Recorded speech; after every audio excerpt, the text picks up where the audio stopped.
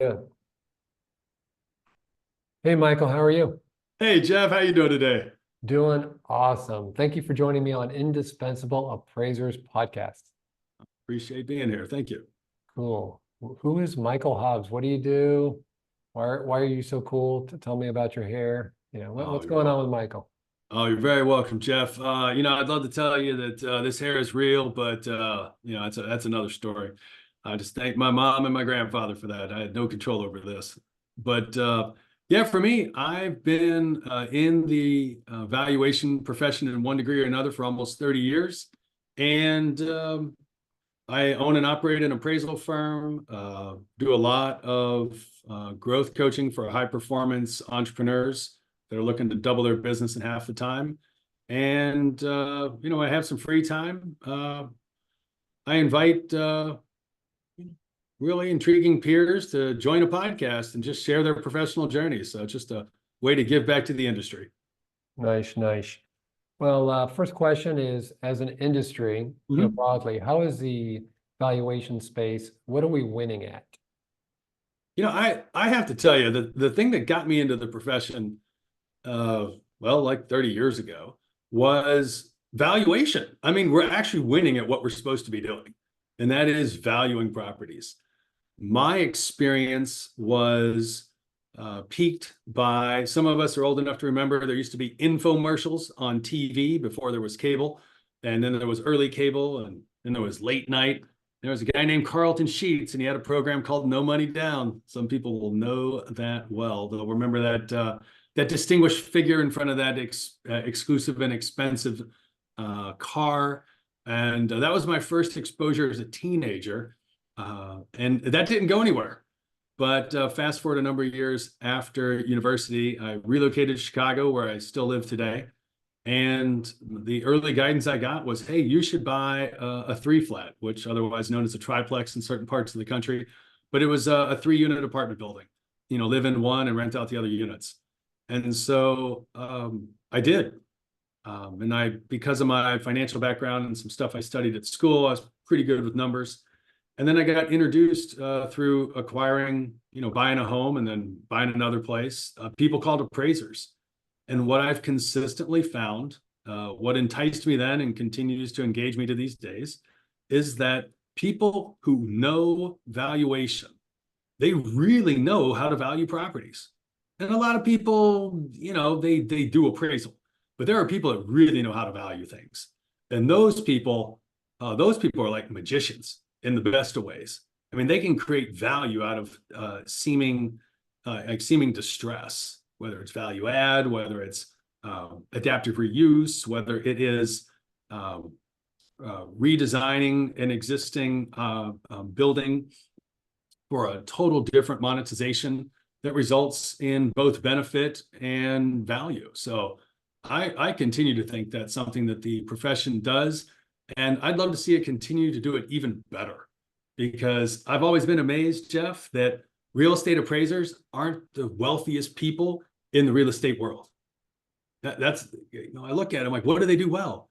If you're trained well, if you get good exposure, and if you get good mentorship, or at least a good grounding in the importance of like data and the relationship of data, that what do? You go and you find opportunities, or you prove why an opportunity is valid or credible, or why it isn't. And yeah, that's what I think they do well, and I'd love to see a lot more of it. Love to see a lot more affluent and wealthy appraisers out there, because they selectively acquire properties over time. And who needs a 401k? You're just collecting all that rental income. Yeah, there you go. Cash flow king. Yeah, that's it. So what are our greatest challenges in our industry? Oh wow, Jeff, I don't think we have enough time. But let Take me. the top two. I'll pick. I'll pick the ones that have always kind of been unsettling for me. And uh, what I observed when I came into this profession, having been in several other industries and still own and operate firms outside of this industry, is the industry has been slow to develop as a it's fundamentally no matter what you do, there's a business aspect of it. If you're a dentist, there's a business aspect of being a dentist. If you're an attorney, there's a business aspect to the field of law. If you're a teacher, there's some call it business aspect, organizational aspect to education. And for the most part, for reasons that are way beyond a short description, my observation is that has been slow to develop, and therefore I know you referenced in a number of your podcasts, Michael Gerber's The E-Myth, big fan of his work. The idea of people are technically proficient and therefore they think they can go become a business owner. And that's the furthest thing from the truth. Like, as they say, stick to your knitting, stay in the lane, be good. Let someone who's good at being in the organization administration kind of executive function, let them run that and like be really good as a valuer if that's what your talent's in. So from that standpoint, I find a lot of people have shared over the years, over the decades, about how they're in business. And I'm like, you're just a contractor. I mean, show me your P&L, show me your financials, show me your reinvestment rate, show me what your net income is on the business as a percent of revenue. Show me how you're reinvesting and developing. Show me how you're actually, building longevity and legacy through your business, and what percent of your revenue goes towards sales and marketing, what percentage goes towards, in this case, the administration and operation, what percent goes towards the professional services, direct versus indirect costs. And it's not a knock on the people who are out there, doing important work, but it's like, there's a difference between actually being a business owner and running a business and someone who's doing the technical side of the business. And I think that's a challenge. And unfortunately, the industry does not reward individuals for investing in themselves to get good at the non-appraisal side of business. It's, hey, you got to do 28 hours of continuing education. And then depending on the states, some are very restrictive in terms of what they will accept as education. And therefore, it falls upon the individual, if they're so inclined, to invest in themselves and their own professional development for skills that, in this case, may have nothing to do with the valuation of a lakefront home or a coal mining facility or a church, but instead it's about the value of increasing your EQ, your emotional quotient, your empathy as a way to relate to other people and have an impact. Your ability to understand cash flow and how that changes decisions that you might make in your business, or who you might actually work with, or why you would take a job with one firm versus another. That's the first thing, Jeff. The second thing is, and I appreciate you've really taken a stand for this, and that is what steps can be made to have a greater experience of community. Whatever you consider your peers to be, what step am I, you taking to actually be in connection, in conversation, in community with others? Because 1 + 1 = 3. Like I'm not that smart. I work really hard. I'm not that smart, but I am smarter because I interact with other people. I am better because I share with other people. You share an idea with me. I share an idea with you. We both come away with 2 ideas. If I give you $1 and you give me $1, we both leave with the same dollar. I mean, not really, but kind of the same. There's no additional value created. So that community aspect is so valuable and so important. And it's almost, in a sense, a different form of investing in myself and investing in others, because we all get better together. And that's the piece which I appreciate most for those in the profession I've had a chance to get to know over the last number of years, and those that I continue to get to know. But it's also a source of frustration as more and more people, I've found, based on anecdotal evidence, we use an assessment tool. We're really big on assessments. And the tool that we use has high statistical validity. It consistently shows the people that are, I would say, longer term in the profession very much have a research orientation, but they also tend to be more along the lines, just based on statistical and anecdotal evidence, they tend to be individuals that are maybe a little less social than an average person. And there's nothing wrong with that. Some people might call it introverted. It's not all the way to introversion, but they're given a choice. They probably have fewer conversations versus more. They generally tend to show a high level of patience, high level of detail orientation. And as a result, what we continue to see is, those people are more comfortable in smaller social settings, not large social settings. And it's like, how do you meet people where they're at, but also contribute, add value, and create value in the process? So those are just two things that kind of jump off the list there, Jeff. That kind of leads into the third question of, where do we go from here? If you were king of the appraisal world, and you addressed a few of them, that, especially if an appraisers are less social, there are more technicians, less business people, just doing your pod is a great contribution to the industry, because they see you interviewing appraisers like, oh yeah, I can do that. Yeah. Maybe I can't turn on my camera, and, not hide behind things. Yeah. So, looking forward, what tangibly do you think we can do, and maybe you've done through your conversations? Yeah. What can First of all, thanks for asking. I have no desire to be king of the industry or any other thing.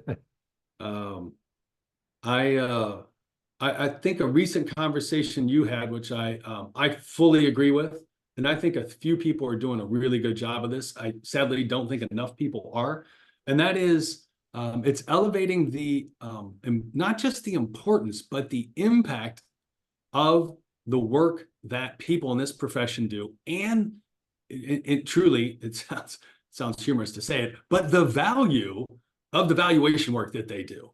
And I don't recall which one of your guests in the last number of, probably, I think it was 5 or 6 months ago, was sharing about some of the great talent that they have brought into the industry and trained up, still use all the skills that they gained, but they're not in the direct work of real estate appraisal, but they're in and around the real estate industry. And they're creating massive value for themselves and for their clients and for their employers, for that matter. And so when I look at how the regard of a professional valuer, a professional appraiser is today compared to what it has been in the past, it saddens me. And if there was something I could do to change that, which in my own little way I'm doing, is proving the value of a professional valuer. And the easiest thing I can think of, and I like to go back and pay attention to, is at a certain point in the past, and we can pick and choose how many decades ago we go back to, but the appraisal profession and the accounting profession were not too dissimilar in headcount. Today, there are millions of people in the accounting profession. Specifically, we want to jump into all the way to CPA. But you look at people in the appraisal profession versus the accounting profession, it's not just like 1 times more, 2 times more, it's like 20 times or more in size comparison between the accounting profession and the appraisal profession. And in one way or another, my observation is that in and around that profession, they've done a better job of delivering value, either because it's regulatory or because there's a need of clients and finding ways to serve those needs. I'm excited for a small but growing contingent in the valuation profession who are finding ways to serve needs of clients. I don't care if you're using a form or not. I don't care if it's called you give it a certain name. It's like, you're a valuer, solve the puzzles that are facing clients so they experience delight. And they not only say thank you, but they give you a lot of money in exchange for the value you created. Not because you're commission-based, but because like, wow, that made a big, big difference. I'm happy to pay you a big fee for that matter, as opposed to squabbling over like $50 or $100 on something. So I'm excited about a future where the professionalism is ever rewarded with higher earning and income and a greater desire for the public, individuals, corporations, entities, organizations, to want to pay more for great services, great solutions provided by, professional valuers and appraisers. It almost sounds like that the industry in general needs a ramp up on communications. So the industry itself seems like it needs sales and marketing almost, right? Yeah, I mean, I remember having a conversation a while back without disclosing information that might be confidential, with some people that had the ability to make changes. And I was like, look, the National Association of Realtors has a chief economist. Why isn't there a chief appraiser out there? Like somewhere, maybe it's one of the organizations, maybe it's one of the firms, like they're like the chief appraiser and they're giving like their weekly and monthly updates. And so that every news channel, Bloomberg, CNN, MSNBC, Fox, you're picking it up over on, money.net. You're seeing it over there on Seeking Alpha. I mean, like wherever these news outlets are, they're like, oh my goodness, like look at this statistic that just came out from the chief appraiser of wherever. And I was like, it does not cost much to make that happen, but that fell on deaf ears. And so did my tenure with that organization. So I'm like, okay, that's fine. Y'all do your own thing. I'm like, I'm going to go where the pastures are greener and people actually want to have an impact. Yeah, fair enough. Fair enough. Cool. Is there anything else you'd like to talk about? Jeff, I just want to say thanks for your podcast. I appreciate your effort. I love the fact that you introduced content by Dan Martell in his book, Buy Back Your Time. I apologize if you've touched on content from Dan Sullivan and his two seminal books, Who, Not How, and 10X is easier than 2X. But I just really appreciate you continue to bring these powerful concepts to improve the impact, the effectiveness, and really the quality of life of people in the profession by doing things that are right alongside valuation, but they're not valuation, but they make the valuation ever more valuable and powerful in the process. Yeah, appreciate the kind words. And, this podcast is an authentic give back. It's funny, Dan, he's actually my coach. I'm part of Tax Academy and now Boardroom.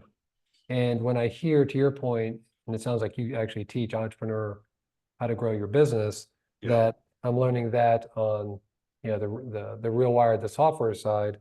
Mm-hmm. And I can see its applicability to our industry just so clearly. And to have very few people out, even on social media and podcast. How many podcasts or blogs do you think are really out there? Man, there's not that's many in our space. No, there's very few. And the funny thing was, just because I knew I was going to get a chance to connect with you today, I went ahead and I Googled. I was like, real estate appraisers by views on YouTube. And of the top 4 in terms of views, now granted, it's skewed by my history of viewing and everything else. 3 of the 4 top ones are actually realtors or salespeople. They're not real estate appraisers. And the other one is a guy who I don't know named David Tran, who has a number of videos about being an appraisal trainee. And he has, north of 10,000 views on multiple videos. So I'm like, oh my goodness, I can't believe there's so little out there. That's funny. I did reach out to him to be on my pod. Oh, did you really? Yeah, it's such a small universe. Yeah, young guy. That's cool. I love that. Yeah. That's fantastic. But I think we're hitting on something to where, the combination of entrepreneurial education to grow, be more of a business person, but physically show up. And I can see some appraisers like, why do I need to be on social media? It's not that you're not trying to be an influencer. No, you're just highlighting, I love the way you put it, elevating the importance of the work that you do. Yes. Because we've talked about this, that appraisers are the smartest people in the room when it comes to real estate, but nobody knows it anymore. Yeah. I mean, I don't share it very often, but, I got started by investing. That's how I learned about appraisal. I mean, I knew about appraisal because I worked at a bank, but I didn't really understand appraisal until I actually started investing. Then I started investing and I'm like, I literally bought a home. And, some people have said, hey, I got into appraisal. One of our guests on our podcast, she got into appraisal because someone came and did the appraisal of their home. They're like, oh my goodness, what do you do? And they followed them around, followed this individual all throughout the home they were buying and learned about the process. And then they got into the profession. Like, people don't know the profession exists. Even once they know it exists, they don't really understand how much insight someone who's a professional valuer can bring. And then Like in my case, went on and did an awful lot of successful investing, way more than I ever did in appraisal. But I think appraisal is a phenomenal lead generation opportunity for investing. And I don't see many people really harnessing the value of the relationships that come from that. Yeah, I appreciate the way you're framing it. We do need a Dan Martell for the valuation space. Could it be Michael Hobbs, do you think? No, I think it's Jeff Hicks. I mean, you're off to a great start. You've been at it for a couple of years. I'm excited.